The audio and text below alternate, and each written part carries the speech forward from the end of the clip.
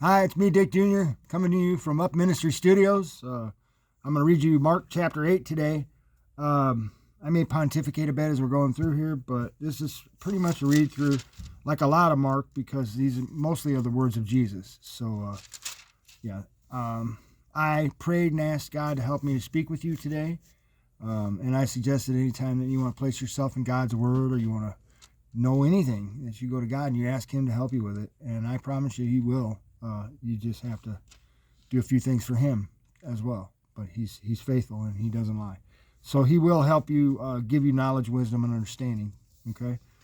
I'll just get started here. And like I said, this is pretty much just a read through.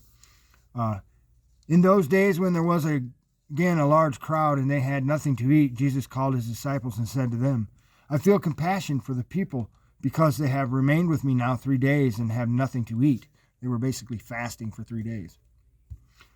If I send them away hungry to their homes, they will faint on the way, and some of them have come from a great distance. And His disciples answered Him, where will anyone be able to find enough bread here in this desolate place to satisfy these people? And He was asking them, how many loaves do you have? And they said 7. And 7 is a very significant number in Jewish religion and many others.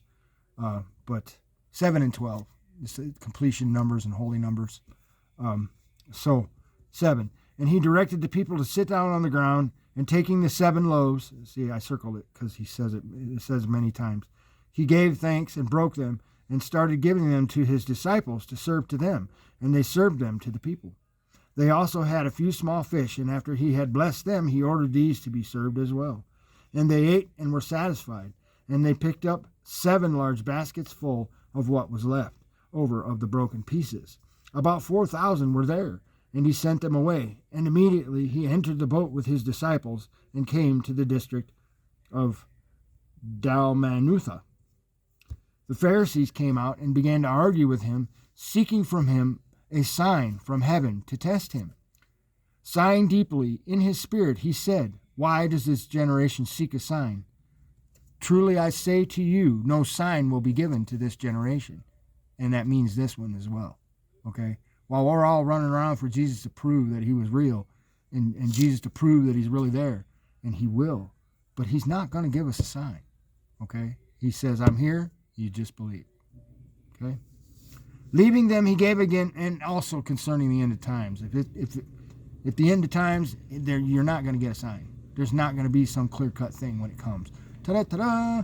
Except at the end, there's going to be a trumpet and a shout. That's it. It's over. Okay? That will be the sign of it.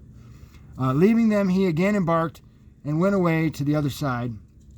And they had forgotten to take bread, and did not have more than 1 loaf in the boat with them. And He was giving orders to them, saying, watch out, beware of the leaven of the Pharisees and the leaven of Herod. And they began to discuss with one another the fact that they had no bread. And Jesus, aware of this, said to them, why do you discuss the fact that you have no bread? Do you not see or understand? Do you have a hardened heart? Having eyes, do you not see? And having ears, do you not hear? And do you not remember when I broke the 5 loaves for the 5,000, how many baskets full of pieces you picked up? They said to Him, 12. This is a holy number. When I broke the 7 loaves for the 4,000, how many large baskets full of broken pieces did you pick up? And they said, 7. Also a holy number. And He was saying to them, do you not understand? I'm going to pause right here because the leaven of the Pharisees and the leaven of Herod that Jesus was talking about is the teachings of the Pharisees and traditions. Probably Herod was doing things that was not good. So I'm just going to go on. And He was saying to them, do you not yet understand? And they came to Bethsaida, and they brought a blind man to Jesus and implored Him to touch Him. Taking the blind man by the hand, He brought him out of the village. And after spitting on his eyes and laying His hands on him, He said, do you see anything? I don't suggest we go around spitting on each other, but and He looked up and said, I see men, for I see them like trees walking around. and Jesus had healed him, but when he looked around, people were blurry. I'm wondering how he knew what a tree was. But then again, he laid his hands on his eyes, and he looked intently, and was restored, and began to see everything clearly. And he sent him to his home, saying, "Do not even enter the village," because he came out of the village blind, and if he went in seeing, the whole village would just go nuts, and they'd all come running out to Jesus. Jesus went out along with his disciples to the villages of Caesarea Philippi. On the way, he questioned his disciples, saying to them, "Who do people say that I am?" They told him, saying, "John the Baptist, and others say Elijah, but others one of the prophets." And he continued by questioning them, "But who do you say that I am?" Peter answered and said to him, "You are the Christ." And he warned them to tell no one about him, to tell no one that he was the Christ. He didn't want recognition. Very odd how he didn't want recognition. You would think that, such a light, but yeah. And he began to teach them that the Son of Man must suffer many things and be rejected by the elders and the chief priests and the scribes, and be killed, after 3 days rise again. And he was stating the matter plainly, and Peter took him aside and began to rebuke him.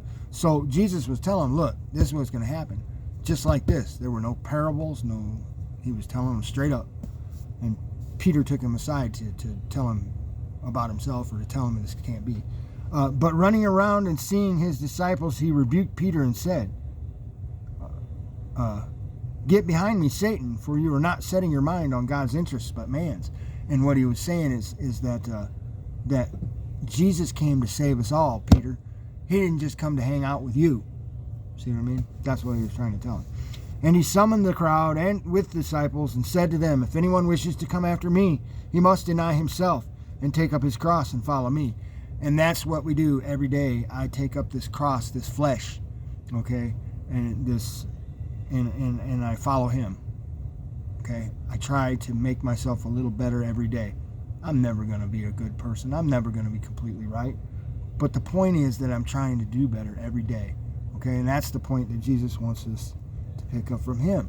He doesn't expect us to just wake up one day and be able to do everything well. He expects us to get up every day and do everything better than we did the day before, keeping our eyes on him. Because our flesh is going to take us this way and that way. And that's the cross that you're bearing, is your flesh. Okay? Whoever wishes to save his life will lose it, but whoever loses his life for my sake and the gospel's will save it. For what does it profit a man to gain the whole world and forfeit his soul? And that is a very important thing. What does it profit you if you've got billions of dollars, but you're still going to burn in hell? See what I mean? What does it profit you if you have this and that and the other thing here, but your soul is ruined? Even if you don't believe in all this, what if you do all these things and your soul is still black? You're not sharing with your fellow man. You're not showing love. You see what I mean? Okay. For what will a man give in exchange for his soul? And what would you give if you were standing there at the end and you thought, oh boy, I'm going to go this way or that way? Well, you'd give all that stuff you accumulated just for your soul, right? Of course you would. For whoever is ashamed of me and my words in this adulterous and sinful generation, and this is the generation that we are, this generation, that's why it says it that way, the Son of Man will also be ashamed of him when he comes in the glory of his Father with the holy angels. So, if you're a Christian, don't deny him. All right? Doesn't mean you got to go around screaming, "I'm a Jesus freak, I'm a Jesus." If you want to, you can, because it's kind of funny and I'd like to see it. But it does mean that you can't walk around not being Christian, not speaking, well, I go to church and I sing, oh yeah, I like to read God's word, I believe in Jesus, at least, you don't have to beat people up with it, but you can't deny it, okay? Because if that happens, and when you get there and you go, Jesus, I've been with you the whole time, he's going to say, I didn't hear you say nothing about me. It was like I wasn't even there. You see what I mean? All right. Well, that's what I got for Mark chapter 8. God bless.